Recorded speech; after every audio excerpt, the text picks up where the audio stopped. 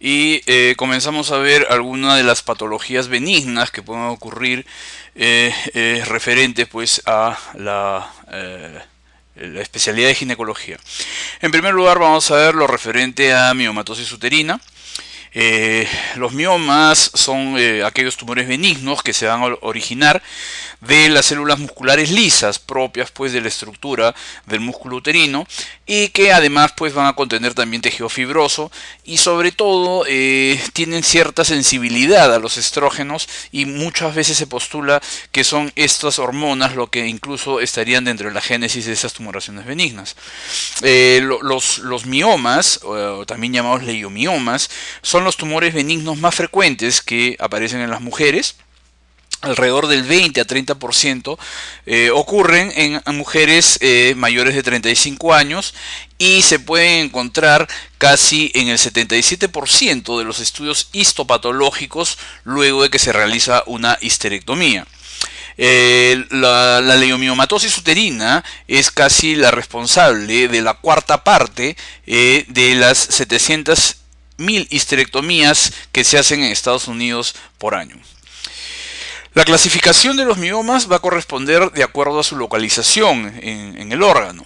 Y de acuerdo a esto, los más frecuentes son los miomas intramurales, representando el 60 a 70%, que se localizan generalmente en el espesor total del músculo uterino, como ustedes pueden ver acá, un intramural. Y en menor frecuencia le siguen los submucosos de 15 a 25%, que son aquellos pues que protruyen hacia la cavidad endometrial, a veces tienen un pedículo, o a veces son pues prácticamente intramurales, que en su crecimiento pues hacen protrusión hacia la cavidad endometrial. Y los que son menos frecuentes, los subserosos, representan un 10 al 15%, y son los que protruyen ya hacia la cubierta externa, es decir, ya hacia la cavidad pélvica, y los cuales también pueden ser pediculados, o muchas veces cuando tienen pedículos, como este por ejemplo, pueden ser aquellos llamados sésiles. Los miomas submucosos, habíamos dicho, son los que se encuentran inmediatamente por debajo del endometrio. Generalmente son miomas pues que protruyen hacia la cavidad endometrial y pueden incluso llegar a obstruir esta. Pueden deformar esta cavidad endometrial, y tienen mucha relación sobre todo con procesos de infertilidad. Los miomas intramurales son los más frecuentes, como hemos dicho, localizados en el espesor del miliometrio, y cuando son de gran tamaño pues, y cuando son múltiples sobre todo, causan evidentes deformidades del útero, en la cual ya al útero se le cataloga como un útero enfermo, un útero miomatoso. En cuanto a los subserosos, habíamos mencionado que estos son llamados sésiles cuando más de la mitad del volumen del bioma va a encontrarse pues en la pared miometrial, y el resto va a sobresalir a la superficie. ¿Okay? Y los pediculados es cuando la totalidad del mioma es independiente del útero y simplemente tiene una comunicación por un pedículo que muchas veces es delgado, ¿okay? Y que le sirve de soporte. Además, estos miomas subserosos también algunos autores los clasifican como migratorios o errantes, en aquellos que el pedículo es tan largo que el mioma va a estar localizado a distancia del órgano uterino. Y por otra parte, hay aquellos que van a disecar las hojas del ligamento ancho y se van a localizar en este espacio, llamándose intraligamentarios. El cuadro clínico de la miomatosis uterina está representado básicamente por el sangrado. Un sangrado anormal, una hemorragia, puede llegar a manifestarse como una hemorragia, la cual se llama pues una hemorragia uterina normal, secundaria a la génesis de estas tumoraciones benignas. Pero también se puede acompañar el cuadro con dolor pélvico, sobre todo cuando los miomas son subserosos, con síntomas compresivos, sobre todo a aparatos o sistemas vecinos, en especial al sistema urinario y al aparato digestivo, y como habíamos mencionado también pues son causas de infertilidad. La hemorragia vaginal anormal que se va a producir, o mejor dicho la hemorragia uterina anormal que se va a producir, es el síntoma más frecuente, que se presenta casi en la mitad de los casos, y muchas veces conforme va a ir avanzando avanzando la enfermedad o va a ir avanzando el tamaño en cuanto al crecimiento de las tumoraciones, este sangrado también va a ir aumentando poco a poco, ¿ok? Haciéndose incluso pues copioso y llegando incluso a la hemorragia. Generalmente, semiológicamente, lo que va a predominar es la menorragia, y esto va a estar sobre todo en relación con los miomas intramurales, ya que van a causar un obstáculo para la contracción normal que ocurre cuando mes a mes, durante la etapa menstrual, como fenómeno hemostático, el músculo uterino se contrae, ¿ok? para que cese ese flujo normal. Además, de acuerdo a la cuantía y al tiempo de enfermedad, lógicamente, si el sangrado es copioso, esa mujer va a ir pues a un estado de anemia por pérdida. El diagnóstico, en primer lugar, pues se debe hacer una historia clínica, una buena anamnesis, un buen relato, y hacer un examen físico preferencial, ginecológico, en la cual vamos a hacer pues la exploración bimanual, haciendo el tacto vaginal y la palpación abdominal. Muchas veces cuando ya el útero está muy deformado, los miomas son muy grandes, incluso pueden ser pues palpados a través de la pared abdominal baja. Y si no, a través del tacto vaginal, podemos pues ya ver las deformidades uterinas, el aumento de la consistencia de la pared uterina, y muchas veces cuando son miomas submucosos y que inclusive son pediculados, estos pueden abortarse, es decir, expulsarse a través del cervix, y a la especuloscopía incluso podemos ver esos grandes pedículos con en el extremo pues ya en vía vaginal el mioma submucoso. Básicamente nos ayudamos por los diagnósticos por imágenes, y a la cabeza pues lógicamente en ginecología está la ecografía, la cual puede ser transabdominal o mejor incluso la transvaginal, e incluso hacer uso de la ecografía en tercera dimensión para buscar pues el hallazgo de esas imágenes nodulares que muchas veces son un poco hipogénicas en relación pues a la estructura que a la ecografía o al ultrasonido presenta la musculatura lisa uterina. Y el tamaño y la ubicación va a ser variable según lo que hemos descrito.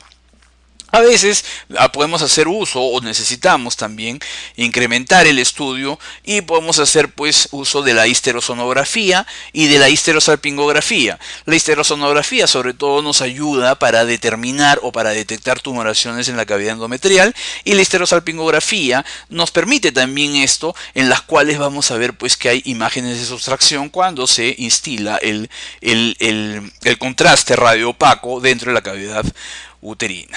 Muy raramente necesitamos hacer uso de otros exámenes por imágenes, pero a veces pues es necesario incluso el uso de la tomografía axial computarizada y la resonancia magnética nuclear.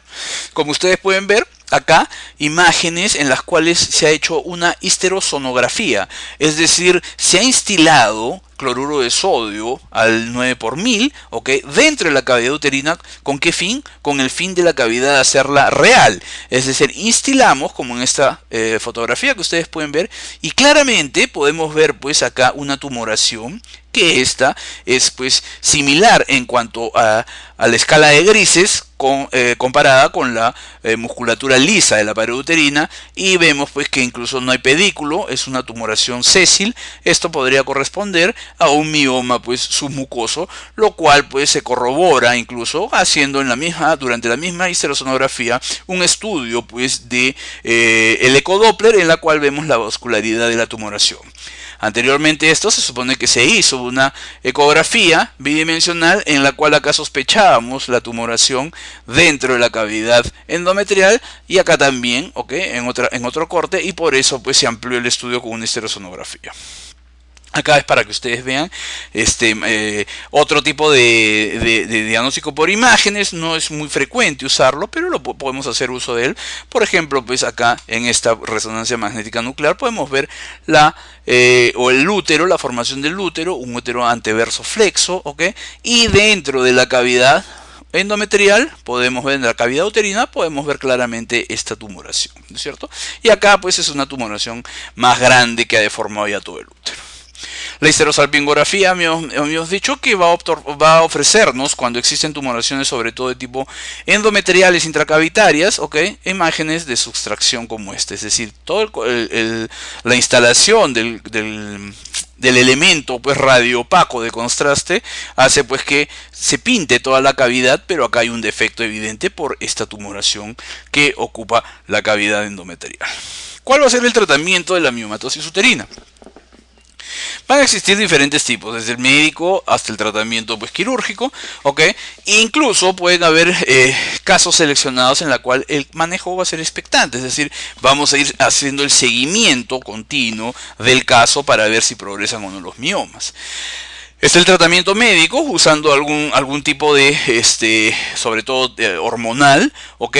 Y básicamente el tratamiento de soporte es el quirúrgico, el cual puede ser pues conservador, es decir, en el cual vamos a conservar el órgano y simplemente vamos a ir a una miomectomía, la extracción de la tumoración por las diferentes vías que puedan haber, la paratómica o la paroscópica, o ya pues un tratamiento quirúrgico más radical en el cual extraemos todo el órgano, es decir, hacemos la histerectomía igual por las diferentes vías que podamos haber. Y hoy en día incluso existen tratamientos incluso alternativos, sobre todo en radiología intervencionista, en la cual pues tratamos de embolizar los vasos que nutren las tumoraciones para que se necrosen. En cuanto al tratamiento quirúrgico, que es el más importante, está indicado pues cuando la hemorragia uterina anormal es persistente y ya hay riesgo o incluso la paciente ya entra en un estado de anemia por pérdida. Cuando los miomas vemos que el crecimiento es muy rápido, debemos extraerlos porque incluso existen degeneraciones de esas tumoraciones y la más peligrosa, es una degeneración maligna, la sarcomatosa. Cuando los miomas comienzan a crecer después de la menopausia, ¿no? Habíamos dicho que hay cierta relación entre la génesis de la aparición de esos tumores y las hormonas de tipo estrógenos. Entonces, después de la menopausia, en la cual se supone que endógenamente deben disminuir las concentraciones de esta hormona, si es que comienzan a crecer en un terreno en las cuales ya se sabía que había una miomatosis, es preferir extraer pues el órgano. Lógicamente, cuando sea pues partícipe de la producción de una infertilidad, se debe pues hacer la operación para extraer el mioma, ¿ok? Cuando haya también mucho dolor o ya síntomas de compresión, sobre todo en aparatos o sistemas vecinos al genital, cuando haya obstrucción de vías urinarias, que es un poco más raro, o ya pues el establecimiento de la anemia ferropénica, a pesar de que no sean muy grandes los miomas, pero ya está causando ciertas complicaciones en la mujer. Y acá un pequeño esquema práctico para que ustedes vean cómo debería ser el manejo de acuerdo a la edad, de acuerdo a la paridad, a los miomas, a la sintomatología, etc., ¿no? Si por ejemplo tenemos una mujer muy joven que no ha tenido todavía descendencia y los miomas son pequeños y no hay ningún tipo de sintomatología, lo más lógico pues es que vaya a un tratamiento expectante, observación, y se le haga un examen periódico. Por otro lado, si la mujer es joven, no ha tenido paridad, pero hay miomas medianos o grandes, o la sintomatología, la hemorragia o el sangrado es copioso, esta paciente debería ser sometida a un tratamiento conservador con una miomectomía. Por otra parte, cuando ya la mujer está en una edad reproductiva, ya hay paridad, ¿ok? Y los miomas son medianos o grandes, y hay sintomatología como sangramiento y dolor, y lógicamente si la paridad ya es satisfecha para esta mujer, se le debería proponer una histerectomía. Y en el climaterio, tenga o no tenga hijos, los miomas sean pequeños, no haya sintomatología, se debería hacer un examen periódico, pero como habíamos mencionado, si estos comienzan a crecer, es mejor extraer el órgano. Entonces acá hay algunas preguntas referente al tema. Mujer de 32 años, nuligesta, asintomática y sin trastornos menstruales. En su chequeo ginecológico le diagnosticaron un mioma subseroso en fondo uterino de 12 centímetros de diámetro, es decir, un gran mioma que incluso supera el tamaño normal del órgano para la edad de la paciente. La conducta correcta a seguir es darle análogos de GnRH durante 3 meses, hacer una miomectomía, una histerectomía sin anexectomía, una histerectomía con doble anexectomía o esperar mientras no tenga sintomatología.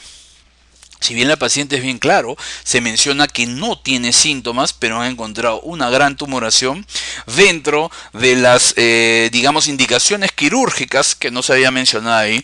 Generalmente se acepta que cuando el mioma sobrepasa los 4 centímetros de diámetro debe ser extirpado, se debe hacer la exéresis del mioma o del órgano dependiendo pues ante qué paciente estamos. El uso de análogos de GnRH dentro del catálogo, dentro del arsenal médico para el tratamiento de los miomas en algunas oportunidades puede usarse, ¿ok? Con el fin sobre todo de reducir grandes tumoraciones o sobre todo grandes úteros ya deformados para que en el momento de la cirugía, porque de todas maneras va a ir a una cirugía esa paciente, esto facilite un poco la técnica operatoria, ¿ok? Sin embargo, un efecto pues colateral que uno teme cuando usa los análogos de la GnRH es que puede producir pues una amenorrea muy persistente por pues un bloqueo muy fuerte a nivel del hipotálamo y de la hipófisis del eje pues que gobierna el ovario y el útero. Entonces, para el efecto del caso que nos mencionan, lógicamente, mujer sin descendencia, todavía relativamente joven, pues no vamos a hacer histerectomías por este mioma, peor si es subseroso, y lo que se intentaría pues realizar es simplemente una miomectomía. Mujer de 40 años de edad acude por ginecorragia escasa de un mes de duración, niega retraso menstrual. Al examen es un útero de 11 centímetros de longitud, de consistencia aumentada, de superficie irregular y orificios cervicales cerrados. ¿Cuál es el diagnóstico más probable? Endometriosis, embarazo ectópico, miomatosis uterina, tumor anexial o adenomiosis. Entonces esto es pues la manera más o menos como se presenta la miomatosis en un útero pues no muy grande todavía, pero que ya pues demuestra que hay una consistencia aumentada, probablemente deformada por algunas tumoraciones. La superficie es irregular, ¿ok? Entonces acá más que todo se trataría de una miomatosis uterina, la letra C. Los demás diagnósticos pues en realidad no tienen la clínica ni la presentación, tanto la endometriosis, el ectópico y el tumor anexial, y quizás la adenomiosis nos podría confundir, ¿ok? Aquella endometriosis llamada interna, en la cual pues hay un crecimiento, pero es un crecimiento uniforme de todo el órgano. Generalmente pues esto está asociado a mujeres multíparas, múltiples embarazos, etcétera, etcétera, y la consistencia en sí no es tan aumentada, ¿no es cierto? Y es una superficie regular un poco incrementada. Siguiente pregunta. Los miomas uterinos submucosos son tumoraciones benignas de tejido muscular cuyo signo más frecuente es el sangrado genital, el aumento del tamaño uterino, el dolor pélvico, la leucorrea o la úlcera cervical. Por la localización que tienen este tipo de tumoraciones, que habíamos dicho que está por debajo del endometrio, muchas veces pues causa alteraciones en este tipo de epitelio, ¿ok? El epitelio endometrial. Y es clásico pues, o es digamos, que guarda mucha correlación el tipo de sangrado que presenta esta paciente. Las pacientes que tienen esta localización de los miomas generalmente presentan un sangrado continuo durante todo el ciclo, justamente pues porque la tumoración comienza pues a horadar a nivel de del epitelio endometrial, y esto hace que presente un sangrado persistente, o muchas veces presentan el llamado spotting o metrorragias, ¿no es cierto? Que a diferencia, por ejemplo, de los miomas intramurales, habíamos dicho estos más se presentan como una menorragia o como una hipermenorrea. Entonces la respuesta sería el sangrado genital. Muy bien, vamos a pasar a otro tema, el referente a la infertilidad o el manejo de la pareja infértil.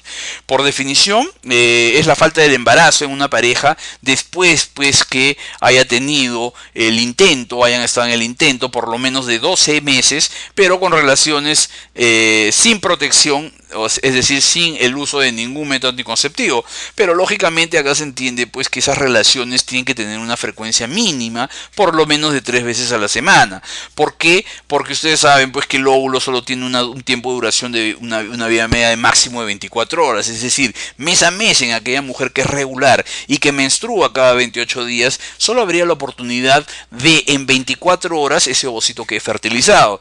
Entonces quizás parejas que por alguna razón tienen que separarse, qué sé yo, una semana, 2 semanas, entonces cuando regresan solo vienen una semana, y lógicamente en una semana va a disminuir las posibilidades de quedar embarazado. Entonces se tiene que tener en cuenta eso, ¿no es cierto? Que las relaciones durante el año han sido con una frecuencia estable, propia para que la mujer quede embarazada. La frecuencia reportada por la Organización Mundial de la Salud es de 8 a 15%. Y este problema es más frecuente o más prevalente en los países industrializados, en los cuales se puede ver que prevalece entre 15 a 30%, mientras que en países en vías de desarrollo como el nuestro está entre 4 a 8%. Si nosotros queremos ver la causalidad por género, es decir, a quién le atribuimos pues los defectos que se pueda tener para no poder llegar a un embarazo o no poder mantenerlo, ¿ok? Esto se equipara por género, es decir, tanto el hombre como la mujer comparten la causalidad, la mujer 40% y el hombre 40%, cuando uno de ellos nomás es el afectado. Y en el 10% de los casos, ambos, hombre y mujer, digamos así, tienen la culpa o en este caso son los portadores de algún defecto que por lo tanto causa infertilidad a la pareja. Y lo que es peor, en todos los estudios se reconoce que hasta un 10% se encuentra que todo el sistema reproductor, todo el sistema hormonal está indemne, es decir, que no se llega a descubrir realmente cuál es la causa. Y nosotros en infertilidad hacemos una evaluación como en toda alteración médica, haciendo pues una buena historia clínica y un buen examen clínico, pero preferimos ir haciendo el estudio según los factores involucrados para la fertilidad, es decir, vamos viendo compartimientos, ¿ok? Y evaluándolos para ver si están pues totalmente aptos para la fertilidad o no. Y así lo dividimos como que hay factores a nivel cervical, factor a nivel uterino, a nivel tubárico, a nivel ovárico, que va muy de la mano con el nivel hormonal, el peritoneal y lógicamente el factor masculino, ¿ok? Cuando nosotros queremos evaluar el factor cervical, lo más fácil es hacer una especuloscopía para ver cómo es el cuello y podemos estudiar el moco cervical y sobre todo su relación con el espermatozoide. Para esto usamos el test postcoital, como ustedes están viendo acá, en la cual no sé si logran ver cómo hay movilidad de los espermatozoides acá, generalmente sobre su propio sitio, y acá ustedes ven que los espermatozoides incluso salen del margen o del campo de estudio, ¿ok? Esto es para ver pues la interrelación que va a ocurrir con el moco del cuello uterino, que se secreta y que se hace muy filante, sobre todo en los días periovulatorios, ¿ok? Y eso hace también que la penetrabilidad del moco sea pues superada por los espermatozoides. Para eso es este test postcoital, o también llamado de Sims-Huebner, ¿ok? El cual debe ser realizado pues con unos 3 días por lo menos de abstinencia sexual, ¿ok? Y una vez que ha habido el coito, la mujer se dirige a la institución para la toma de la muestra y esto se ve al microscopio para ver la relación que hay en esto. Generalmente el cuello se ve afectado por infecciones, a la cabeza clamidia o gonococo, por lo tanto muchas veces necesitamos hacer cultivos cérvico-vaginales porque este factor puede ser el alterado, entonces debemos de tratar esas infecciones y ver cómo posteriormente se relaciona pues el moco con los espermatozoides.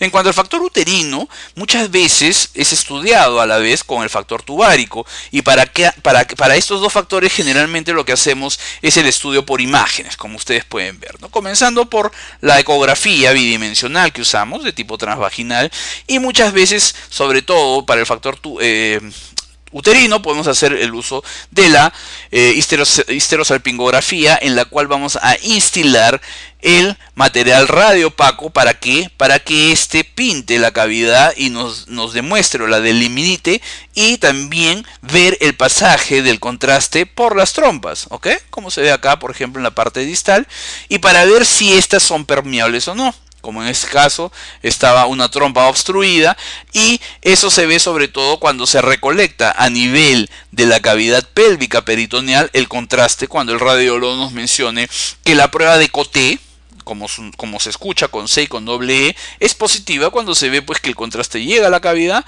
o quizás es negativa y probablemente hubiera una obstrucción a la altura de alguna trompa, ¿ok? También podemos hacer uso de la histeroscopía para ver por este sistema de visualización, ¿ok? La cavidad endometrial, y probablemente podamos ver pues si hay algún tipo de tumoraciones, cómo está el estado del endometrio, cómo están los oviductos, ¿ok? Etcétera, etcétera. Y lógicamente para mirar la superficie externa uterina vamos a hacer uso de la laparoscopía. Al igual el factor tubárico, nos sirve mucho la histerosalpingografía, con la salvedad de que por la instilación, mejor dicho, de esa sustancia de contraste, muchas veces pueden producir espasmos a nivel de las trompas y nosotros podríamos incluso catalogarlas como unas obstrucciones que realmente no lo son. Para eso, generalmente, cuando hacemos una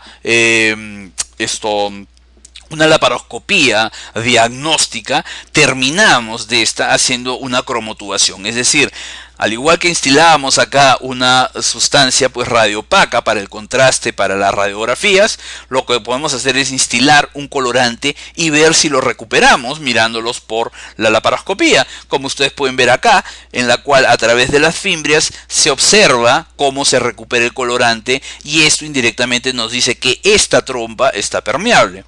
O como pueden ver ustedes acá, a la instilación incluso hasta acá ya se ha recuperado el colorante en esta trompa, el útero incluso ha quedado pues teñido de azul, o como pueden ver acá en la cara posterior uterina, acá está una trompa, acá está otra trompa y comenzamos a ver cómo se recupera en la cavidad uterina, pélvica hacia el fondo de saco el colorante que nos indica que ambas trompas son permeables.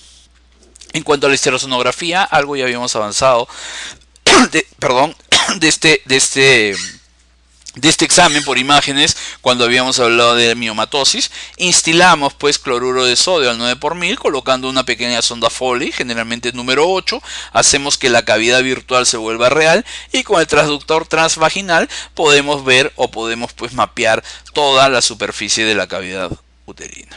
Y como se ve acá, claro, algo un poco más tortuoso, pero se ha visto que hay pues la aparición de la cavidad endometrial, pero que no hay ningún tipo de tumoración dentro. Y esta es una imagen de una histeroscopía en la cual se ha tomado una foto en la cavidad endometrial. Esta parte que ustedes ven más blanquecina, que en realidad es rosada, pero por la fuente de luz se ve así, es simplemente pues parte del endometrio, un poco desfaselado. Y acá lo que ustedes pueden ver es una tumoración que ocupa casi toda la cavidad y esto está en relación pues con un mioma subseroso.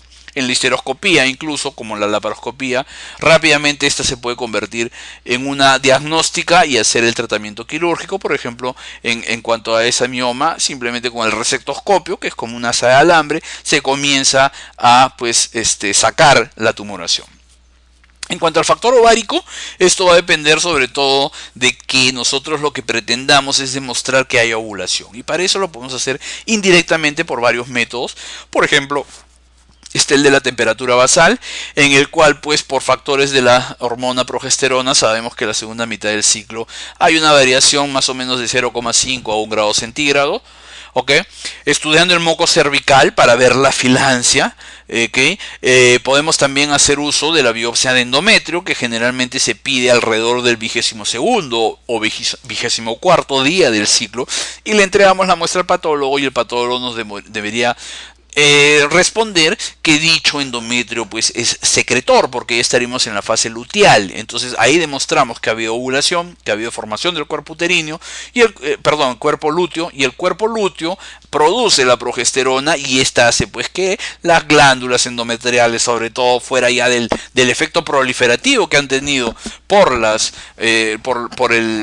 los estímulos de los estrógenos, las glándulas por el estímulo de progestágeno se carga de glucógeno, se hace rico el endometrio, sobre todo receptor para el huevo o cigoto. O también podemos hacerlo fácilmente por un estudio de monitoreo ecográfico en el cual hacemos ecografías seriadas, las cuales deben empezar en el segundo día del ciclo y a partir del 10º día del ciclo más o menos, en una mujer que calculamos tiene 28 días de duración del ciclo, a partir del 10º día se debe hacer ecografía interdiaria, para ir viendo cómo va creciendo ese folículo, y generalmente cuando está en 18 o 20 milímetros de diámetro es un folículo pues que ya va a eclosionar para liberar al ovocito. Y el dosaje de progesterona, que si bien no se hace muchas veces, pero también podría usarse como un método para diagnosticar pues ovulación. En cuanto al factor hormonal, el factor hormonal básicamente va a depender de las hormonas centrales y las hormonas, pues lógicamente el ovario. Y acá es pues la medición en la primera fase del ciclo, que debe ser muy temprano, segundo o tercer día del ciclo, de las gonadotropinas hipoficiarias, la FSH, la LH, hacer pues la medición también cuando está indicado el estradiol y siempre hacer pues un dosaje prolactina y un dosaje de la TSH para descartar problemas tiroideos y de hiperprolactinemia. Lo que habíamos mencionado ya, la progesterona, el dosaje este se hace en la segunda fase del ciclo, que es la fase donde se produce, e incluso pues en mujeres ya que entran a cierta edad, llegando pues o pasando los 35 años, se podría hacer una evaluación de la reserva ovárica. En cuanto al factor peritoneal, es otro factor que también generalmente la manera de usarlo es viendo, o la manera de evaluarlo, perdón, es observando, y esto se hace por la laparoscopía, ¿no? En el cual vemos sobre todo pues si hay algunas lesiones que nos podrían hacer pensar que por ejemplo hay una endometriosis, y esto muchas veces se descubre ya en la laparoscopía en el estudio de una mujer infértil, ¿ok? Si hay la formación de adherencias por infecciones pasadas o por cirugías pasadas, ver la permeabilidad tuvárica, que va de la mano pues con lo que habíamos dicho de la cromotubación, ver tumoraciones sobre todo en la superficie uterina o en el ovario, y ver sobre todo la movilidad de los órganos y la relación que debe haber entre las fimbrias y el ovario, porque estos deben de tener pues cierta cercanía. ¿Para qué? Para que en el momento de la ovulación el ovocito sea pues atraído por las fimbrias y lógicamente sea transportado hacia la ampolla, lugar donde la ampolla de la trompa, lugar donde debería ocurrir la fertilización. Y en cuanto al factor masculino, si bien nosotros nos apoyamos en los urólogos, nosotros generalmente comenzamos el estudio haciendo una buena historia clínica, recolectando algunos antecedentes patológicos que sean de importancia, como por ejemplo si el varón ha tenido un episodio de criptorquidia en la niñez, si este fue corregido o no y a qué edad fue corregida, si pues de repente ha tenido pues una orquitis por parotiditis, o si ha sido presa de algún tipo de infecciones, sobre todo infecciones de transmisión sexual, o tuberculosis, que es tan prevalente en nuestro medio y que incluso podría haber afectado sobre todo el epididio, o si el varón pues es portador de algunas conductas de riesgo como el tabaquismo, drogadicción, etcétera, etcétera. Se debe hacer un pequeño examen clínico hasta donde nosotros nos dé la formación como médicos generales que tenemos, y acá pues lo principal es indicarle un espermatograma. Un espermatograma que va a tener ciertos parámetros de normalidad, ¿ok? Desde el examen macroscópico al microscópico. En el examen macroscópico el volumen debe ser mayor de 2 centímetros cúbicos y el pH debe estar entre 7,2 a 7,8. Y en el examen microscópico, según los parámetros indicados por la Organización Mundial de la Salud, la concentración de espermatozoides debe ser mayor de 20 millones por centímetro cúbico, y cuando esta cifra es menor por centímetro cúbico, podemos catalogar al varón como o a la muestra como una muestra con oligozoospermia. En cuanto a la motilidad, mayor o igual al 50% de los espermatozoides vistos en el campo debe pues tener una motilidad 3+2 o A+B, como quieran ustedes llamarla. Acá están los tipos de motilidades que puede haber. La motilidad A es una lineal rápida, así como ustedes veían en el test de Sims-Hübner, de aquellos espermatozoides que incluso salían del campo de la visualización. Una motilidad 2 es lineal pero lenta, es decir, progresa el espermatozoide pero lentamente. Y una motilidad 1 o C es un movimiento no progresivo, como no sé si recuerdan en la primera lámina en el primer video de la prueba postcoital, se veían espermatozoides que generalmente se movían solo en su sitio. Y motilidad 0 o D es aquellos que son espermatozoides inmóviles. Entonces decimos que la muestra es de una muestra astenozoospermica cuando la movilidad del tipo A es menor del 25%, o cuando la sumatoria de la A más la B es menor del 50%. Y en cuanto a la morfología, más de la mitad de los espermatozoides en la muestra deben ser espermatozoides con una morfología normal. Es decir, aquellos que pues no tienen cola, tienen dos colas, tienen dos cabezas, etcétera, etcétera. Todas las formas anómalas. Cuando esta pues supera, perdón, pues menos del 50%, entonces estamos hablando que estamos frente a una teratozoospermia. Y en cuanto al tratamiento de la pareja infértil, el tratamiento pues lógicamente debe depender de aquel factor o factores que vayan a estar alterados, y hay que tratarlos y corregirlos, ¿no? Pero haciendo la salvedad que no se debe empezar ningún tratamiento si es que todos los factores han sido evaluados. Todos los factores, tanto en la mujer como el factor masculino. Y el tratamiento lo podemos dividir en dos partes, aquel que está representado por la fertilización asistida de baja complejidad, que va a involucrar sobre todo la inducción de la ovulación para pues hacer posteriormente un coito dirigido, o si esto no resulta, incluso se puede ir a una inseminación intrauterina. Y está la fertilización asistida de alta complejidad, en la cual pues ya hay transferencia y manipulación, como la transferencia pues de los gametos a las trompas, la fertilización in vitro, la inyección intracitoplasmática del espermatozoide, ¿ok? Y en cuanto a la fertilización asistida de baja complejidad, habíamos dicho pues que esto va a involucrar la inducción de la ovulación, cuyo objetivo va a ser pues que tengamos en un ciclo no solo un folículo primordial para que nos dé un solo ovocito, sino tener más cantidad de esto. ¿Por qué? Porque esto pues nos facilitaría de algún modo el hecho de que ovule esa mujer y pueda haber mayor probabilidad de que se encuentre el ovocito con el espermatozoide, ¿ok? O en la eventualidad, como vamos a ver más adelante cuando hagamos fertilización in vitro, que nosotros podamos aspirar varios folículos y tener pues la potencialidad de varios ovocitos. ¿Para qué? Para fertilizarlos en el laboratorio. Lógicamente que esta inducción de la ovulación debe ser pues estrechamente monitorizada. Generalmente esto se hace por el seguimiento mediante ecografía, ¿ok? Y los niveles pues de estrógenos en sangre, porque podemos evitar o podemos tener, mejor dicho, efectos adversos e ir incluso a una hiperestimulación, ¿ok? El coito dirigido está tiene como objetivo que hagamos coincidir el mejor momento, ¿ok? Para que ocurra la cópula y que coincida sobre todo con el periodo ovulatorio en la mujer. Está indicado en aquellas parejas que han buscado pues el embarazo y que no han tenido éxito, o que incluso hayan sido evaluadas ya y que no se hayan encontrado aparentes problemas. Y esto pues lo podemos dirigir por ecografía, podemos también hacer uso de la temperatura basal en la mujer, ¿ok?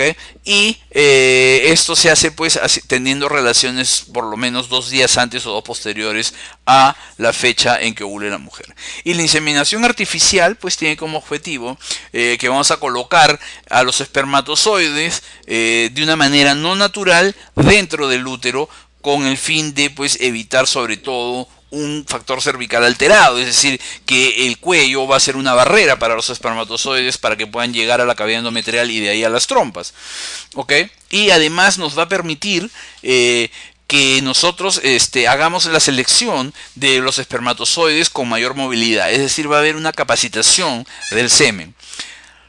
Finalmente vamos a acercar a los espermatozoides al lugar de la fecundación en un momento ovulatorio adecuado. Es decir, quizás vamos a ir también haciendo pues una inducción de la ovulación, ¿ok? Y en ese momento es que vamos a inseminar. Está indicada la inseminación cuando hay alteración del factor cervical, o cuando hay una impotencia o mala calidad espermática, o de repente con causas mixtas de infertilidad. Y esto simplemente para que ustedes vean el semen capacitado. Se carga pues en una cánula de inseminación, la cual pues se introduce hasta el fondo uterino en la cavidad, y acá simplemente inyectamos y colocamos los espermatozoides para acercarlos más a donde, a este sitio, ¿no es cierto? Para que de los oviductos comience a progresar, y luego con los ovocitos que pues han sido pues evacuados naturalmente del ovario, por el rompimiento folicular, estos ovocitos se encuentren con los espermatozoides en la ampolla y pueda ocurrir la fertilización. Y por último, la fertilización asistida de alta complejidad, ¿ok? En la cual pues vemos sobre todo lo que es la fecundación o fertilización in vitro, en la cual pues se van a extraer los óvulos vía transvaginal por guías generalmente ecográficas, ¿ok? Y se van a colocar estos óvulos con espermatozoides capacitados pues en una placa Petri. ¿Para qué? Para que el espermatozoide fertilice al óvulo. Y posteriormente de esto, y en el laboratorio, se ve pues el crecimiento del embrión y posterior su transferencia hacia la cavidad endometrial.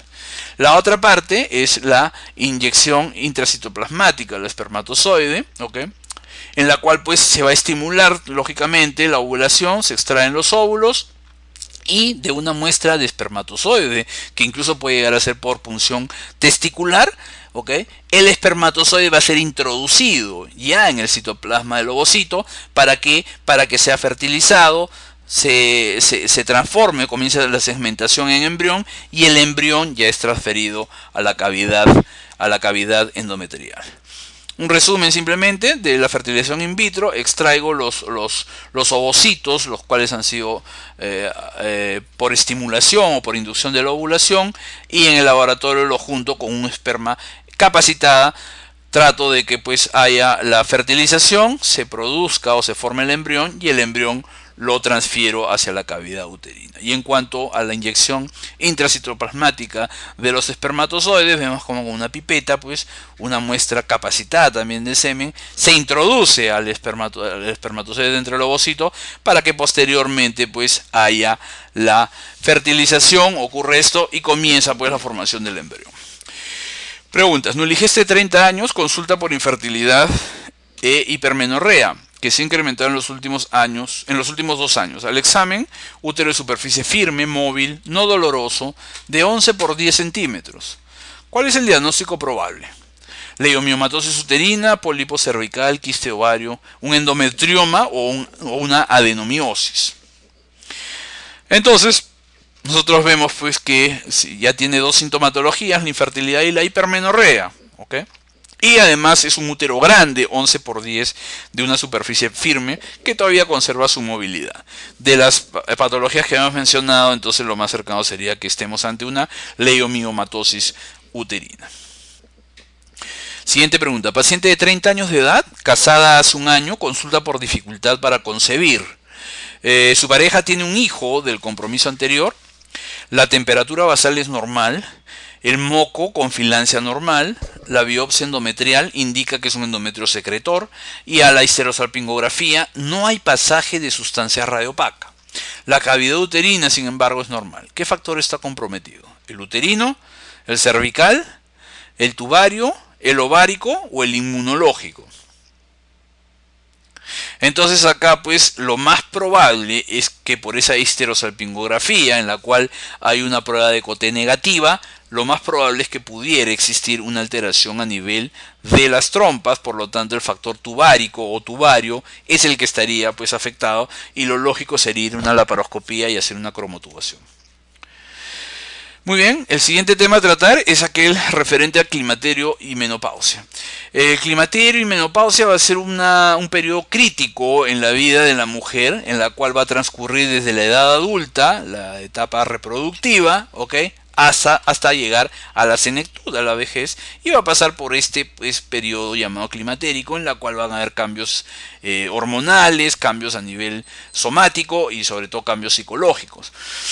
El climaterio va a estar pues marcado por un punto, ¿okay?, importante, que es el punto llamado la menopausia, ¿okay? Y de ahí para atrás se llama la premenopausia, y de acá para adelante la posmenopausia. Pero en realidad la menopausia, vamos a ver más adelante, es un diagnóstico que se hace retrospectivo, y justamente por eso nosotros en ginecología empleamos mejor una terminología que se llama la perimenopausia, que va a abarcar incluso este punto importante, la menopausia, y generalmente se empieza años antes, y posteriormente a esto ya se llama la posmenopausia. La menopausia es el último periodo menstrual, viene del griego men, mes, y del pausis, cesación.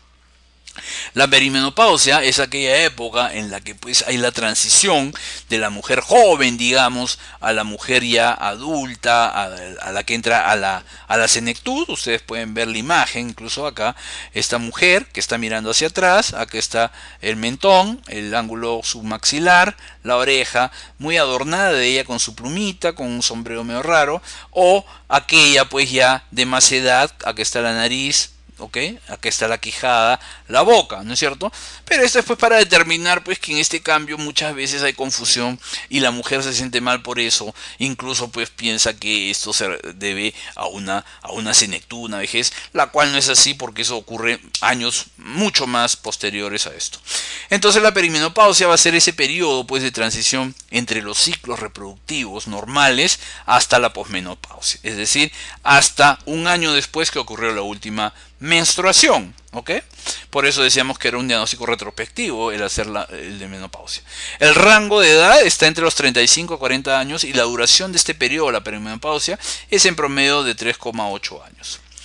En este periodo de la perimenopausia ya existen pocos folículos remanentes de esa gran corte que tenía la niña en la edad de 400.000 y que solo llegaban pues a madurar 400, entre 500 ya quedan muy pocos, y eso hace pues que el eje hipotálamo, hipófisis, ovario comienza a presentar ciertas alteraciones, y además la falta de estos folículos va a traer como consecuencia ciclos anovulatorios, van a comenzar a haber pues ciclos irregulares, van a haber sangrados, hemorragias ocasionales, y es una etapa en la cual ya se inician los bochornos y los cambios emocionales.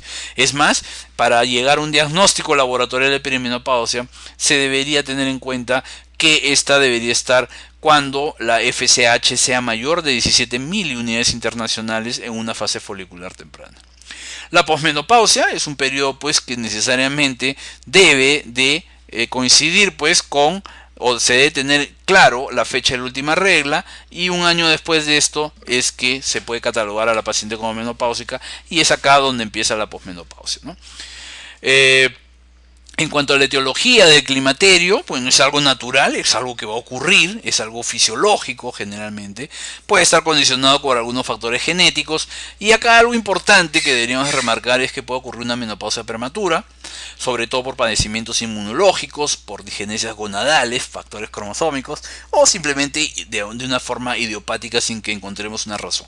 Y la menopausia inducida es aquella, sobre todo, que va a ocurrir pues en mujeres jóvenes que muchas veces son presas de enfermedades malignas, de enfermedades cancerígenas, y que sean necesario el uso pues de antineoplásicos como la ciclofosfamida, los citotóxicos, etcétera, o hacer uso de las radiaciones pélvicas. Y entonces pues el ovario, una glándula muy sensible, totipotencial, con células germinativas, es muy lábil frente a estos elementos, y por lo tanto pues se hace una menopausia inducida.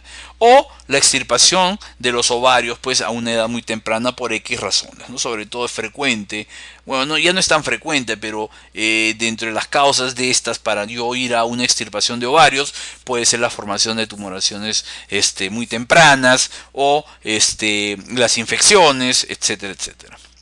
La menopausia prematura, para terminar con este tema, es también conocida como la falla ovárica prematura, tiene una incidencia sobre el 1%, y pues es una amenorrea hipergonadotrópica. Como ya el ovario no responde, ya no hay la retroalimentación negativa, y por lo tanto la hipófisis sigue secretando las hormonas las gonadotrofinas hipofisiarias, pero todo esto debe ocurrir en mujeres que no superen los 40 años. Las causas, a la cabeza, las autoinmunes, diabéticas, enfermedad de Addison, miastenia, las genéticas, las que tienen relación con las cromosomopatías, infecciones severas, irradiación pélvica, quimioterapia o quirúrgica, etcétera, como habíamos mencionado. La importancia de conocer esto es para prevenir sobre todo pues una disminución en la densidad mineral ósea de estas pacientes y que lleguen rápidamente a una osteoporosis, porque pues se demuestra que hay un 15% de densidad disminuida comparadas con aquellas mujeres que no tienen esta patología. Durante el climaterio pues va a haber alteraciones en la regulación neuroendocrina. Normalmente el FSH debe aumentar en aquellas pacientes que superan los 40 años, y esto lógicamente por una menor sensibilidad del sistema neuroendocrino. Ya comienzan a fallar esas retroalimentaciones positivas, negativas, toda esa sincronicidad de la cual habíamos hablado en psicosexual. Lógicamente al haber menos maduración, menos progresión de los folículos, va a haber menos concentración de inhibina folicular, aquella hormona que inhibe la secreción del FSH. Y la FSH se eleva después de la menopausia de entre 5 a 30 veces, mientras que la LH solo se eleva unas 3 veces, y esto va a ocurrir pues durante unos 5 o 10 años, para luego haber una disminución gradual de ambas hormonas. La estrona debe medir menos de 50 picogramos y el estradiol menos de 20 microgramos para establecer pues ya un periodo de posmenopausia en el cual ya ese endometrio no proliferará más con esas cifras de estrógenos. O lo que también se puede hacer es la medición de la inhibina, la cual demuestra que la mujer está en posmenopausia cuando tiene una concentración menor de 4 nanogramos por litro. Es importante saber que ya en la posmenopausia a nivel ovárico, nosotros al tener menos folículos vamos a tener menos células granulosas y por lo tanto va a haber producción disminuida de inhibina y estradiol, por lo tanto se rompe la retroalimentación negativa y comienza a aumentar la FSH y la LH. Habíamos mencionado que más aumenta la FSH y más la LH, pero quizás esto se deba también a que la LH es secretada más rápidamente del cuerpo.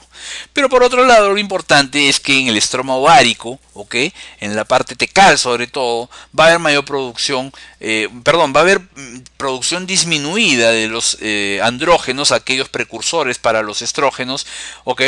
Y va a haber, pues, de todas maneras, sin embargo, cierta producción de estos. Y esto va a tener como consecuencia que estos pueden ser aromatizados, ¿ok? Y la aromatasa va a aumentar con la edad, es decir, podría haber la aromatización a partir de estos poquitos andrógenos hacia los estrógenos. Y generalmente esta aromatización acá ya no ocurre tanto en el ovario, sino en grasa periférica, y ahí es donde predomina la estrona, la E1, que pues podríamos catalogarlo como, digamos, el estrógeno malo, ¿ok? Y en menos concentración el estradiol. En cuanto a la sintomatología que ocurre en el climaterio y menopausia, vamos a tener síntomas muy tempranos que ya aparecen incluso en la perimenopausia, como son las alteraciones en cuanto al sangrado y pues ya la aparición también de los disturbios tipo bochornos, y después comienzan ya a progresar sobre todo por la falta hormonal, como la vulvogenitis atrófica, los problemas en piel, la sintomatología urogenital, y ya síntomas más tardíos aparecen la osteoporosis, la aterosclerosis, y como vamos a ver incluso y hay relación con la enfermedad de Alzheimer.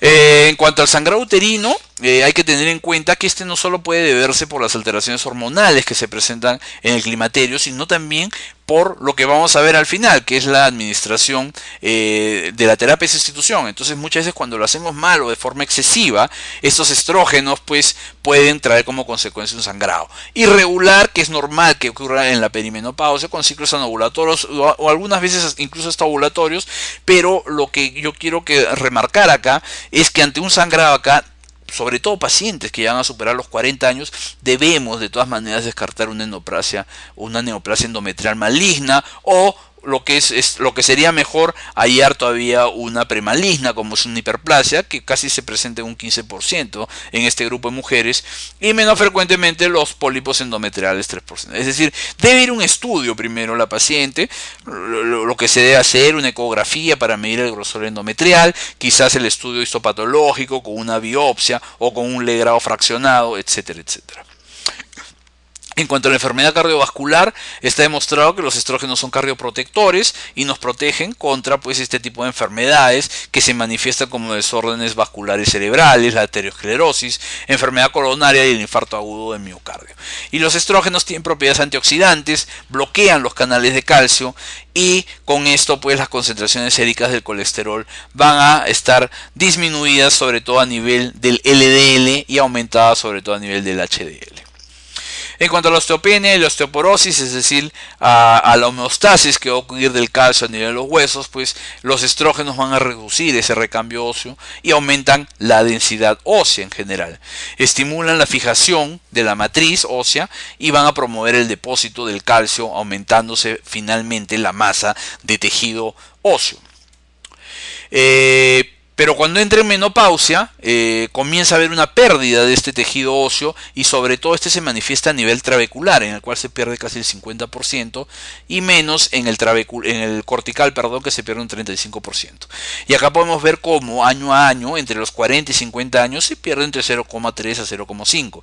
Pero cuando ya va avanzando la mujer en edad, entre los 50 y 60 ya se pierde a 2 a 3% por año. Y ustedes pueden ver en esta gráfica cómo pues la mujer menopáusica, en línea blanca, aumenta el riesgo pues de sufrir unas fracturas patológicas comparada con el varón, que a la misma edad, mantiene o disminuye pues, aumenta ligeramente solo el riesgo. ¿Por qué? Porque lógicamente a esta edad va a entrar en la osteoporosis normal, senil o también llamada de tipo 2. La osteoporosis, cuando se manifiesta en la mujer climatérica, generalmente va acompañada de dolor dorsolumbar. Habíamos dicho que sobre todo se pierde el hueso trabecular y sobre todo a nivel de la columna y a nivel del cuello femoral es donde se evalúa por haber mayor cantidad de este tipo de hueso, ¿ok? O también puede ser asintomático y solo ser detectado muchas veces con radiografía o laboratorio, ¿ok? Pero cuando ya la osteoporosis tiene cuadros de larga evolución, al dolor que presenta la mujer se va a comenzar a presentar deformaciones esqueléticas, sobre todo a nivel de la columna vertebral, con cifosis pues muy aumentadas, ¿ok? Con cifosis muy aumentadas, e incluso cuando ya haya pues pérdida o fracturas patológicas o aplastamiento de las vértebras, se va a ver incluso que hay una disminución en el tamaño de este tipo de mujeres. La técnica más empleada y la mejor para ver evaluar la masa ósea en las mujeres es la densitometría, ¿no? Y decimos que los valores normal es cuando éstas se hallan en menos una desviación estándar, que se toma generalmente, como habíamos dicho, en la columna dorsal y a nivel del cuello femoral. Ya cuando está entre menos 1 y menos 2,5 desviaciones estándar, podemos decir que la paciente ya está en osteopenia. Es decir, ya hay una disminución de la masa, pero por suerte todavía no entra en osteoporosis, la cual se cataloga cuando esta está en menos 2,5 desviaciones estándar. Y muchas veces ahí ya nos ayudamos pues con el reumatólogo para el tratamiento y para mejorar la fijación del calcio en los huesos. Y la otra enfermedad que está pues muy asociada últimamente, según los estudios, es la enfermedad de Alzheimer, ¿okay? Que es una demencia en la cual pues hay una pérdida progresiva de la memoria y que a veces se va acompañado con trastornos de la conducta. Y lógicamente la frecuencia de esta enfermedad aumenta con la edad, pero se ha visto que se duplica en las mujeres, por lo tanto podría ser un factor de riesgo pues la falta de estrógenos. Y es más, se ha visto que cuando se reponen estos mejoraría la función cognitiva, incluso aumentaría el flujo a nivel cerebral. La evaluación para las pacientes en climaterio es como todo en medicina, con una historia clínica completa, un buen examen físico minucioso para ver basalmente cómo empezamos con estas mujeres a darle la terapia de restitución hormonal. Hacer el uso del laboratorio, las imágenes que hemos mencionado.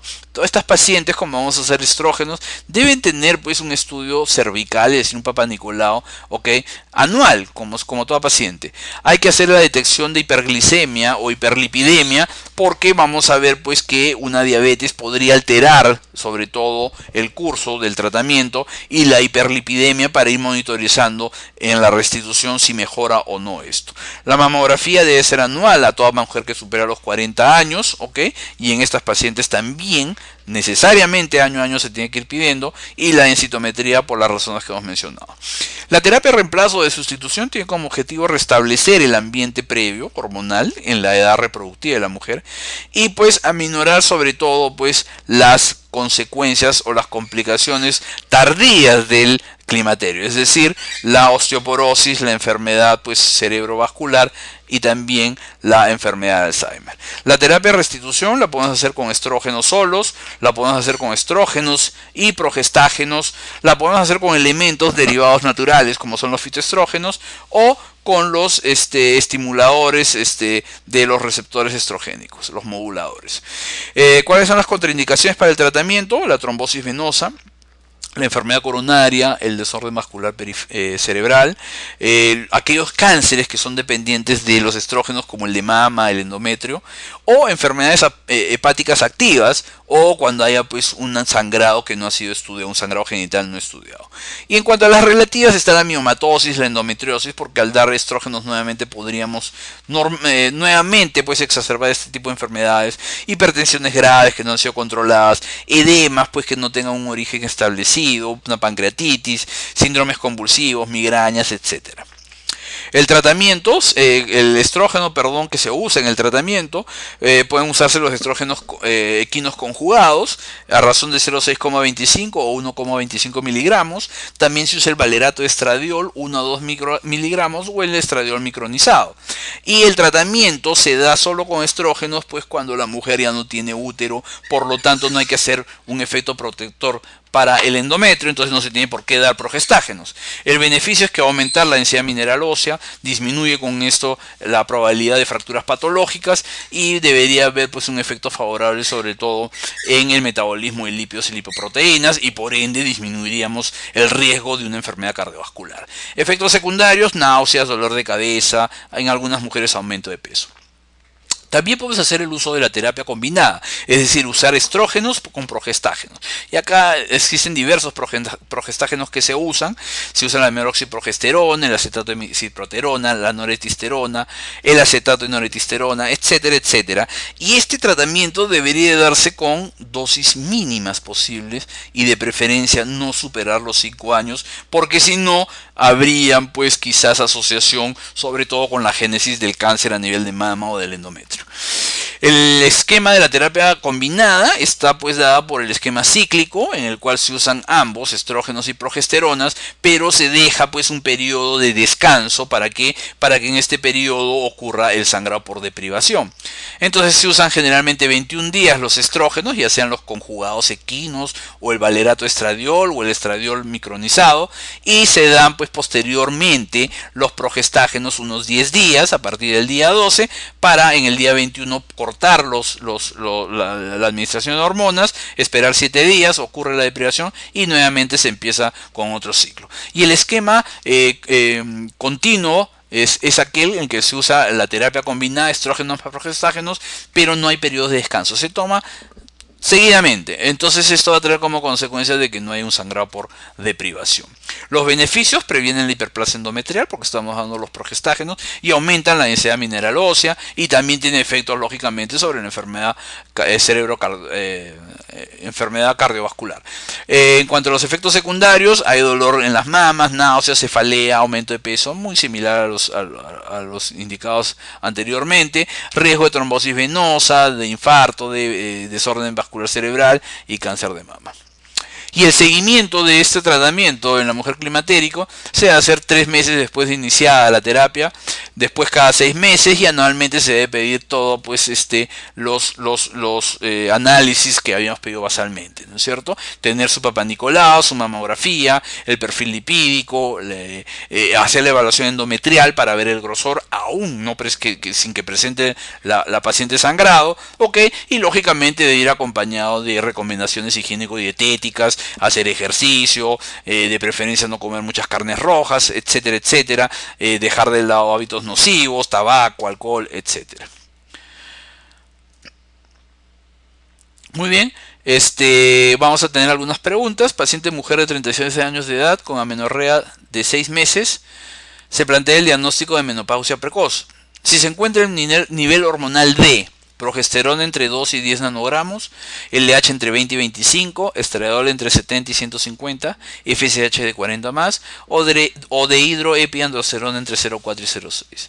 Entonces acá lógicamente en mujer joven tendríamos que encontrar una cifra de FSH en climaterio, es decir, aquella que supere los 40 miliunidades por mililitro. Respuesta a la letra D. Paciente 46 años, presenta sangrado vaginal abundante asociado a periodos de amenorrea, bochornos y cambios de carácter. Al examen útero y anexos normales. ¿Cuál es la causa más probable de las alteraciones menstruales? El cáncer de endometrio, la miomatosis uterina, la discrasia sanguínea, los pólipos endometriales, o es una causa hormonal. Lógicamente, si estamos pensando que es una paciente en climaterio, hemos dicho pues que comienzan a haber esos disturbios, ya el eje no funciona adecuadamente ni sincrónicamente, por lo tanto pues la causa es de tipo hormonal. La primera manifestación del climaterio es la sensación de bochorno, los trastornos en el ciclo menstrual, los cambios atróficos en los genitales externos, los cambios atróficos en las mamas o la disminución de la estatura. Entonces habíamos mencionado, pues si tomamos el climaterio como esa gran etapa que involucra la pre, la post y sobre todo la perimenopausia, habíamos dicho pues que los ciclos irregulares van a dar como consecuencia ciclos anovulatorios y podrían presentarse cierto tipo de sangrado, ¿okay? O sea, hay trastornos en el ciclo.